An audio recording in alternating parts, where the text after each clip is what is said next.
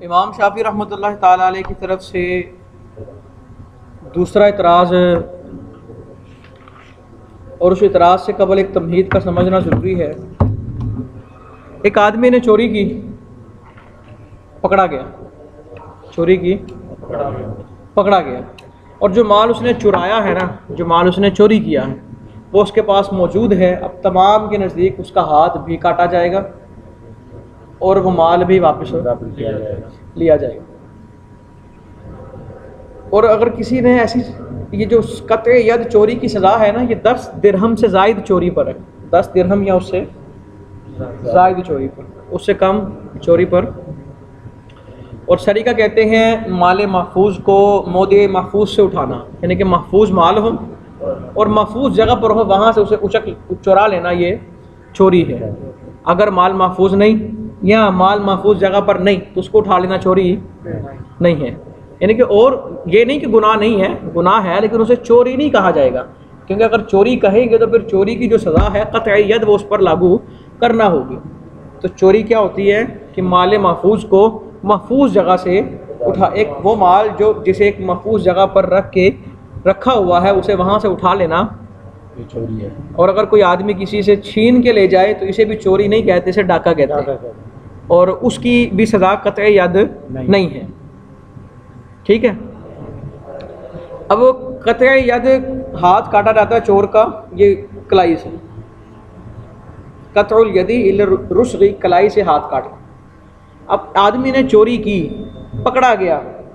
अब तमाम के नज़दीक जितने भी लोग हैं, तमाम आइमा के नज़दीक अब उसका हाथ काट दिया और उसके पास से मसरूक़ा माल बरामद हो गया, माल मसरूक़ा बरामद हो गया तो वो माल उससे वापस लेंगे।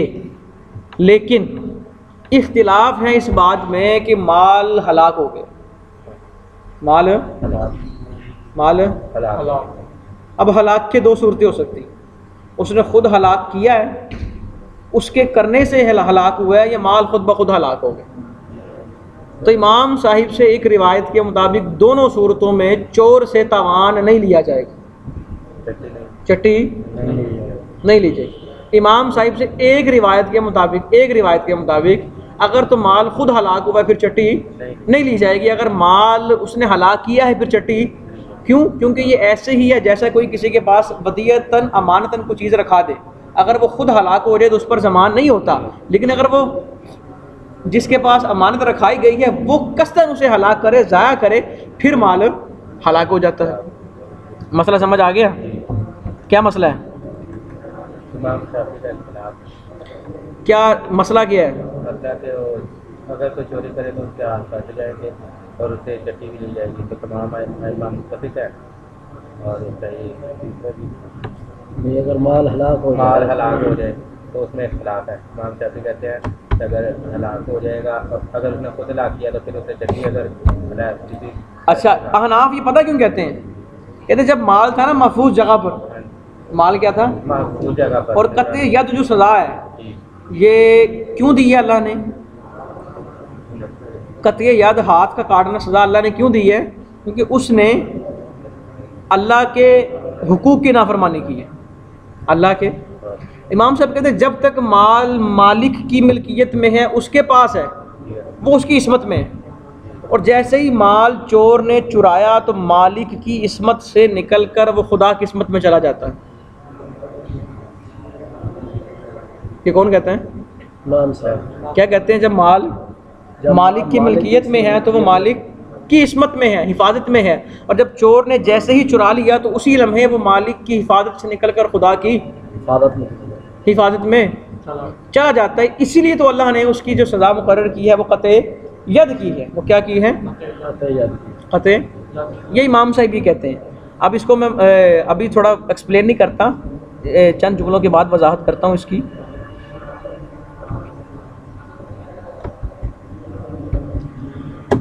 इमाम साहब ने दलील दी, समझ आ गई, तमीज़ समझ आ गई। अब इमाम शाफी का एतराज़ सुनो। इमाम शाफी कहते हैं अल्लाह ने इस जगह पर जो आयत मुस्तदल है, जिस आयत से इस्तिदलाल किया जा रहा है, वो कौन सी आयत है? अल्लाह ने फरमाया वस्सारिक़ु कि जब चोर करने वाला मर्द या चोरी करने वाली औरत हाथ काटें तो फ़क़्तऊ, हाथ काट दो। जब चोरी करने वाला मर्द या चोरी करने वाली औरत चोरी करें तो इनके हाथ काट दो। इमाम शाफी कहते हैं फ़क़्तऊ लफ्ज़ुन ख़ासुन वुदिया लिमानन मालूमिन, कि क़त्अ यद एक लफ्ज़ है ख़ास है जो माने मालूम के लिए वज़ा किया गया, और माने मालूम क्या है, वल इबानतु अनिर रुस्ग़ी, कलाई से हाथ को जुदा करना। आप ख़ुद कहते हैं कि ख़ास बयान का इस्तेमाल नहीं रखता, तो यहाँ पर तो इस चीज़ का बयान ही नहीं कि माल किसकी मिल्क से निकल कर किसकी मिल्क में जा रहा है। आपका ये कहना कि माल बंदे की मिल्क से निकलकर बंदे की इस्मत से निकलकर खुदा की इस्मत में चला जाता है, ये कहने से तो फ़क़्तऊ वाली जो आयत है जो कुरान का ख़ास है उस पर तो ज़्यादती हो रही, तो लिहाजा ख़ास पर ये ज़्यादती नहीं, दुरुस्ती नहीं आपने क्यों की। तो इमाम साहब कहते हैं हमने जो बात की है ना वो फ़क़्तऊ से नहीं की, फ़क़्तऊ से वो जज़ाअम बिमा कसबा में जो माँ आम है ना उससे की है। अल्लाह ने कहा इसका हाथ काट दो, इसका हाथ काट दो, क्यों? ये सज़ा है किसकी? माँ कसबा, इस दौरान उसने जो किया, इस दौरान उसने माँ कसबा, इस दौरान उसने जो किया, यानी कि माल निकल कर खुदा की किस्मत में आया, इसने माल लिया, माल हलाक हो गया, ख़त्म हो गया, इस दौरान उसने जितने काम किए हैं तमाम की सज़ा क्या है? हाथ काट दो। तो हमने जो अपना मसला साबित किया है वो फ़क़्तऊ से, फ़क़्तऊ के ख़ास पर ज़्यादती नहीं की, बल्कि जज़ाअन बिमा कसबा के माँ की उमूमियत पर हमने ये मसला बयान किया है।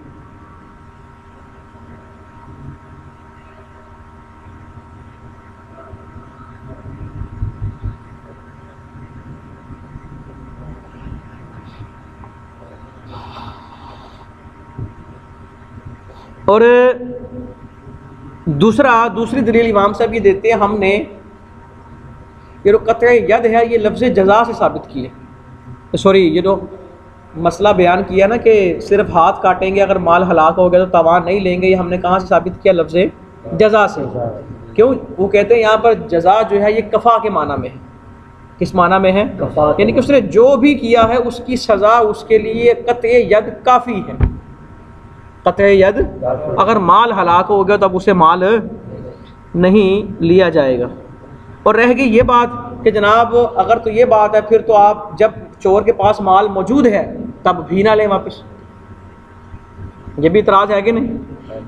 इमाम शाफी की तरफ से ये इतराज़ बनता है कि नहीं बनता? तो क्या जवाब देंगे इसका आप? आपके ज़हन में क्या आता है? इमाम शाफी का कहना है अगर उसके पास माल मौजूद है, इमाम शाफी तो ये कहते हैं ना जब आपने कहा कि उसने जो किया है उसकी सज़ाए हाथ काट देना, जब उसका हाथ कट जाएगा तो अगर माल उसके पास मौजूद है हलाक नहीं हुआ तो वो भी फिर वापस नहीं लेना चाहिए। हालांकि हम कहते हैं नहीं जनाब वो माल लिया जाएगा। तो उनकी वो सही तरीके कहते हैं हम कहते हैं जनाब हमने कहा कि माल जब चोर मालिक की मिल्कियत से निकला तो मालिक की इस्मत से निकला, माल जब मालिक की इस्मत से निकला तो वो खुदा की इस्मत में गया। हमने इस्मत को तब्दील किया है, हमने मिल्क को तब्दील नहीं किया। मिल्क तो मालिक की रही ना, मिल्क तो। और जब माल वो चोर के पास मौजूद है तो वो माल मालिक को पहुंचा दिया जाएगा। क्यों? क्योंकि वही मालिक अभी तक उस माल का मालिक है। हम कहते हैं कि उसके सिर्फ चट्टी दी है। नहीं, हम कब कहते हैं अगर माल मौजूद है तो माल लिया जाएगा वापस उससे। हमारा जो इख्तलाफ था इमाम शाफी से उस सूरत में था जब माल मौजूद ना हो, माल ख़त्म हो गया। मसलन एक आदमी ने गंदम किसी को चोरी की, वो खा गया, वो अब इख्तलाफ है कि आया जब उसका हाथ काटा जाएगा तो क्या गंदम वापस ली जाएगी कि नहीं। लेकिन अगर गंदम उसके पास मौजूद है तो बिल इत्तिफाक गंदम भी वापस लेंगे उससे। अब इमाम शाफी ने इस पर इतराज़ किया था कि आप कहते हैं कि जब बिमा कसबा जो उसने काम किया सब की सज़ा है हाथ काट देना, तो फिर गंदम भी वापस ना लो उस, जब हाथ काट देना काफ़ी है तो फिर गंदम। हम कहते हैं जनाब जब माल उसने चुराया है ना तो माल मालिक की हिफाजत से निकल कर खुदा की हिफाजत में चला गया। हिफाजत मुंतकिल हुई है, मिल्क मुंतकिल नहीं हुई। और जब माल उसके पास पाया गया तो मिल्क मालिक की ही थी, लिहाजा वो माल मालिक की मिल्क मिल्क में था तो लिहाजा वही माल मालिक को वापस कर दिया जाएगा। अगर ना हो तो सारी अगर ना हो तो फिर जनाब नहीं दिया जाएगा, चट्टी भी नहीं चटी नहीं होगी। समझ आया मसला? दोबारा सुनाओगे कि नहीं सुनाओगे? जी हाँ।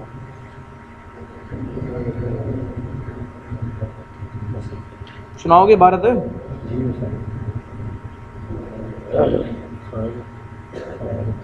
वबुतलानुल इस्मती अनिल मसरूकी बिकौलिही जज़ाअन ला बिकौलिही फ़क़्तऊ, और हमने कहा कि इसमत बातिल हो जाती है मसरूक़ से, ये हमने साबित किया है जज़ाअन से, ना कि फ़क़्तऊ से। यानी कि माल जब चोर ने उठाया ना तो वो मालिक की किस्मत से निकलकर चोर की किस्मत में नहीं आ रहा, वो खुदा की किस्मत में जा रहा है। चोर की किस्मत बातिल है। हमने ये साबित किया है जज़ाअन से साबित किया है, फ़क़्तऊ से साबित है। वहाज़ा अइज़न, और ये भी सवाल मुक़द्दर का जवाब है जो हम पर इमाम शाफ़ी की तरफ से वारिद हुआ। और सवाल की तकरीर ये है कि सवाल की तकरीर से पहले एक तमहीदी मुक़दमे का समझना ज़रूरी है। वो मुक़दमा क्या है? किसी चोर ने जाकर कोई शायद चीज़ चोरी की तो उसका हाथ काट दिया जाएगा और वो मसरूफ़ के लिए। मुक़दमा ये है कि जब चोर ने चोरी की उसका हाथ काट दिया गया उसमें, तो अब माल मसरूक़ उसके पास मौजूद है तो वो मालिक की तरफ लौट जाएगा बिल इत्तिफ़ाक़। और अगर वो माल हलाक हो गया है तो इमाम शाफ़ी के नज़दीक ज़मान वाजिब है, बराबर है कि माल हलाक हुआ हो या इसने खुद हलाक किया हो। इमाम साहब के नज़दीक ज़मान बिल्कुल भी ज़मान वाजिब नहीं, मगर कब? इंदल इस्तिहलाक, जब वो खुद हलाक कर दे। मसलन इस एक आदमी ने किसी के पैसे उठाए, अब खुद हलाक होने का मतलब है वो पैसे उससे कुछ चोरी करके ले गया, और हलाक करने का मतलब उसने पैसे कहीं इस्तेमाल कर दिए। ये दूसरा कौल है इमाम साहब का। पहला कौल जो मैंने आपको बताया था कि इमाम साहब के नज़दीक हलाकत के वक़्त और इस्तिहलाक के वक़्त दोनों सूरतों में ज़मान वाजिब नहीं होगा, लेकिन दूसरी सूरत में इमाम साहब कहते हैं कि ज़मान वाजिब होगा कब? जब माल उसने कसदन इरादतन हलाक किया, जानबूझ के उसने हाँ, या उसको इस्तेमाल किया हो उसका। जी। वफ़ी रिवायतिन, और एक रिवायत में मसला यूँ है, किधर गया?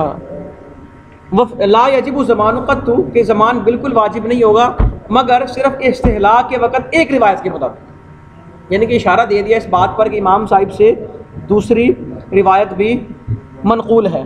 वदालिका लिअन्नहु, और ये इसलिए है क्योंकि जब चोर ने चोरी का इरादा किया तो चोरी से कुछ लम्हे कबल माले मसरूक़ की इस्मत मालिक के कब्ज़े से बातिल हो जाती है।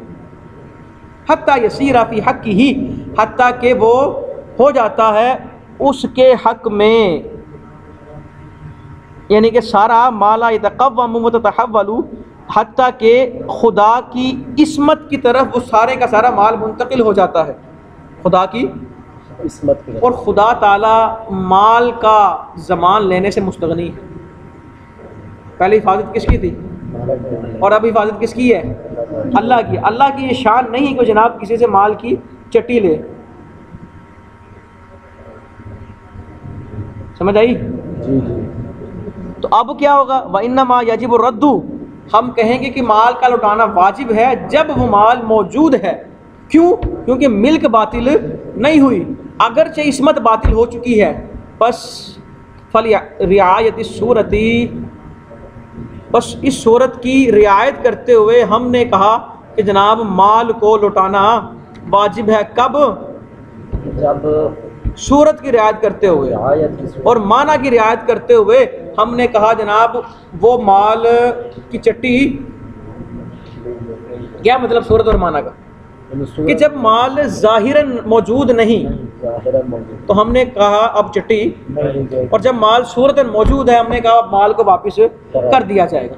वाह तरज़ा अलैहि शाफ़ी, अब इस पर इमाम शाफ़ी रहमतुल्लाहि ताला अलैह का इतराज़ वारिद हुआ। हम पर इतराज़ क्या है? कहते हैं इस बाब में जो मनसूस अलैह है वो अल्लाह का फरमान वस्सारिक़ु वस्सारिक़ा है, फ़क़्तउ अयदियहुमा जज़ाअन बिमा कसबा, और क़त लफ्ज़ ख़ास है, वज़ा किया गया है माने मालूम के लिए। वो माना क्या है कि हाथ को कलाई से जुदा कर देना, और इसमें इस बात पर तो दलालत नहीं ना कि इसमत बदल जाती है मालिक से खुदा की तरफ। क़त से ये माना समझ नहीं आता। तो बस आपका ये कहना कि बुतलानुल इस्मती ये ज़्यादतुन, ये ज़्यादती है अला हासिल किताबी, किताब के ख़ास पर। तो अजाबल मुसन्निफ़, अब मुसन्निफ़ ने जवाब दिया इमाम अबू हनीफ़ा की जानिब से अन्ना बुतलानुल इस्मती के बुतलान इसमत अनिल मालिल मसरूक़ व इज़ालतिहा, कि हम कहते हैं माल मसरूक़ की इसमत बातिल, माल मसरूक़ की इसमत का बातिल और ज़ाइल होना अल्लाह की मिल्क की तरफ, इसे हमने साबित किया है जज़ा अम बिमा कसबा से, फ़क्त से साबित नहीं किया, क्योंकि जज़ा जब वाक़ है मुतलकन, और ये तमाम उक़ूबात के ज़ुमरे में आई है। तमाम उक़ूबत जितनी नाफरमानियाँ की हैं ना उसने इस चोरी के अंदर, तमाम के मुकाबिल में अल्लाह ने मुतलक जो सज़ा रखी है, जज़ा रखी है, वो क़त्ए यद है। जुराद बिही मा यजिबु हक़्क़न लिल्लाह, और मुराद ली गई है ये सज़ा इसलिए कि जो अल्लाह का हक़ लाजिम हुआ था, चोरी की ना उसने, और जो हद है वो अल्लाह के हक़ को, जब कोई इंसान अल्लाह के हक़ की खिलाफ वर्जी करता है, अल्लाह के हक़ को तोड़ता है, तो फिर उसको सज़ा दी जाती है। व इन्नमा यकूनु हक़्क़न लिल्लाहि तआला, और अल्लाह का हक़ क्या है कि जब जिनायत वाक़ई हुई है उसकी इस्मत और उसकी हिफाजत में, यानी कि गोया उसने माल जो चुराया वो मालिक का नहीं चुराया, वो अल्लाह का चुराया। किसका चुराया? अल्लाह का चुराया है। और जब मामला यूँ है तो उसकी जो जज़ा, ज़ाहिर सी बात है, जब अल्लाह का माल चुराया तो अल्लाह ने उस माल चुराने की जज़ा मुकर्रर कर दी, तो जो अल्लाह ने जज़ा उसकी मुकर्रर की है वो जज़ाए कामिल है, और वो जज़ा क्या है? वहुवल क़त्ल, हाथ काटना। अब इस जज़ा को कामिल बनाने के लिए माल की चट्टी की तरफ एहतियाजी नहीं है। गायतुहु, नतीजा ये है कि जब माल मौजूद है मालिक चोर के हाथ में, तो मालिक को लुटा दिया जाएगा लिअजली सूरती, क्योंकि सूरत बाकी है कि सूरतन माल लुटाया जाएगा और मानन माल लुटाया नहीं जाएगा, क्योंकि जो जज़ा है ये कफ़ा के माना में आया है, कि दलालत करता है इस बात पर कि हाथ का काटना इस जिनायत के लिए काफ़ी है, बस इसके लिए एक और जिनायत, एक और सज़ा की ज़रूरत नहीं कि हम कहें जनाब ज़मान वाजिब है। हाज़ा नब्ज़ुम, ये तो है मुख्तसर, ये क्या है? मिम्मा ज़करतुहु फ़ी तफ़सीर अल-अहमदिया, जो हमने तफसीर अहमदिया से जिक्र किया ना, ये तो उसका एक मुख्तसर टुकड़ा है। यानी कि अगर इस इख्तिलाफ के अंदर मज़ीद दलाइल आपने परखने हो तो तफसीरात अहमदिया का मुताला करें। वकफ़ा का हाज़ा, बहरहाल यहाँ पर जो हमने बयान कर दिया आपके लिए इतना ही काफ़ी है।